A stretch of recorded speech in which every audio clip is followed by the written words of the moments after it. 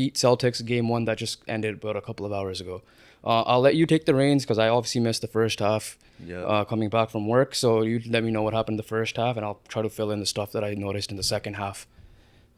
Yeah. So basically, first half was a pretty back and forth, to be honest, and then Celtics did run away with it a little bit. They Yeah, I got saw to that.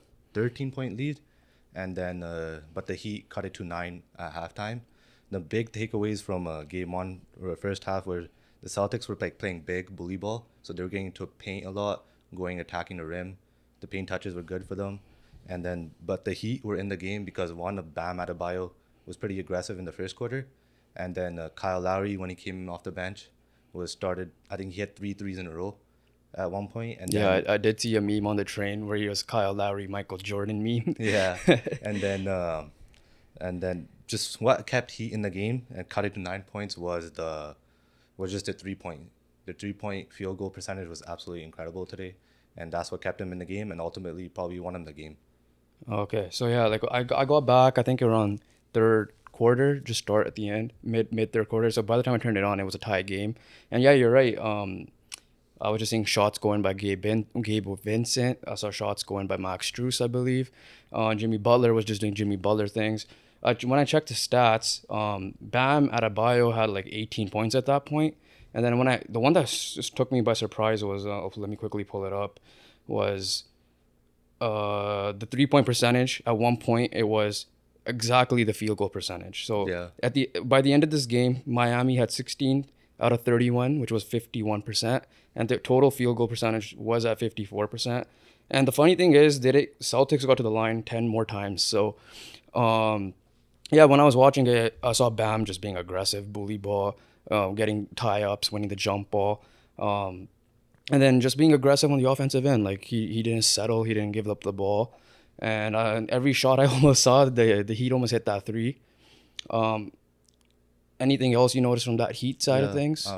We also said this last time. We're like for in order for Heat to win a game, Bam needs to be aggressive, which he was, and then the game turned around in the third quarter where he dropped 45 points in the third quarter, really getting a lead and just held on to it to the rest of the game. Yeah, and we also said that like Jimmy's got to do Jimmy things. And to And be honest, I didn't even feel like that Jimmy Milwaukee series, but he did put like a lot of 35. 35, which is big, And and got then supporting. one key stat here: Kyle Lowry, Gabe Vincent, Max Struss, and Caleb Martin all combined for 60 points. Each of them scored 15 exactly. Yeah, And then Bam had 20, and then Jimmy had 35. That should have been a successful game, and it was for the Heat. it was. Yeah. Even to be honest, even from the Celtics, let's switch over to the Celtics. You have anything else to say to the Heat, The or Heat, just keep this up? I guess keep it up. Try do got the it three split. more times. They got the split, so Yeah, that's key. Hopefully, if they get game two, then yeah, Celtics are definitely in trouble. yeah, But getting the split first, it was big.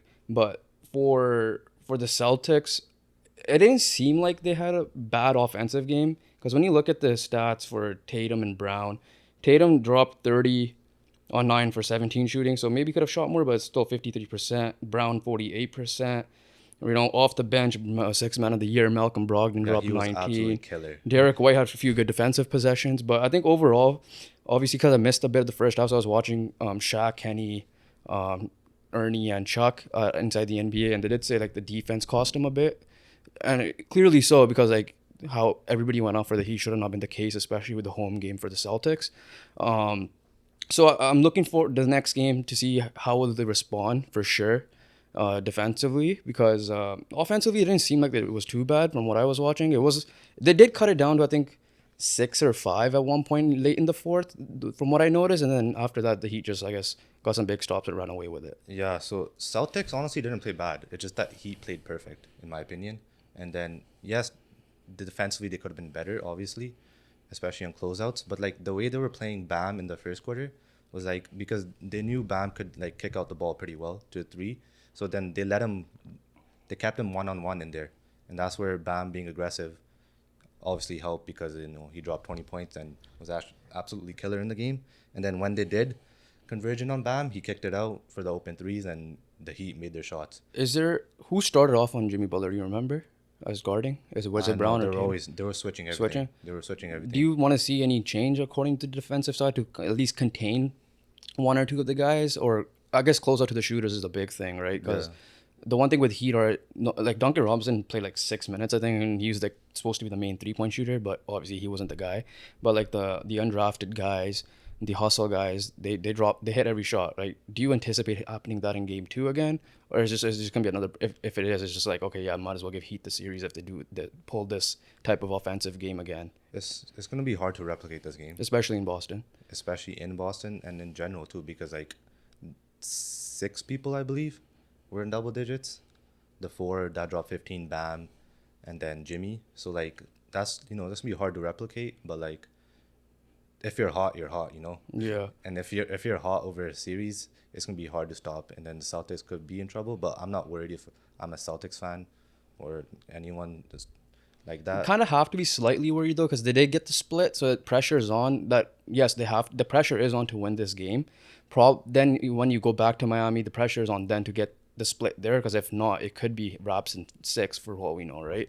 So the Celtics obviously need to win one on the road for sure now. Yeah, that's true. But like I just feel like the Celtics played in a way where it's sustainable, right? Yeah. And then they played a good game. Honestly, it's just that the Heat were like Yeah, perfect. you're right in a way, because yeah, I now remember they did lose game one to Philly without Embiid, so they did turn that tide around there quickly. So yeah, I mean, for all we know, they obviously need to have a big response. It's one of the reasons why I'm not worried is because the way they got their points, especially in the first half, and as well as throughout the game, is like in the paint, and that's very like efficient scoring.